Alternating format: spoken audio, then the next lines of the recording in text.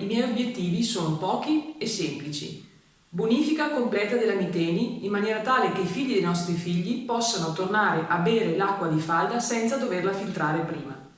Parcheggi degli ospedali gratuiti, non è possibile doversi andare a curare e pagare anche il parcheggio.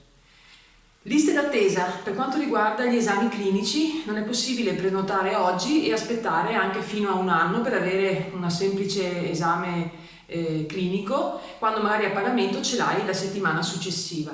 Cosa sogno io per il futuro? Sogno un Veneto fatto di piccole comunità energetiche, cioè cittadini e piccole imprese insieme con un comune che fanno una comunità, si producono, si scambiano l'energia e quindi diventiamo indipendenti dal punto di vista energetico. Questa cosa oggi è possibile farla grazie a una legge che hanno firmato in questa settimana alla Camera dei Deputati il ministro Patuanelli dello sviluppo economico. Per quanto riguarda il super bonus 110% darà uno slancio all'economia formidabile, perché noi siamo pieni di piccoli artigiani, siamo pienissimi nel Vicentino e nel Veneto. Dobbiamo aiutarli, quindi ci sistemiamo la nostra casa dal punto di vista energetico e antisismico, paghiamo zero, ma diamo da lavorare a tante imprese che sono locali, non sono multinazionali, quindi i soldi restano qui.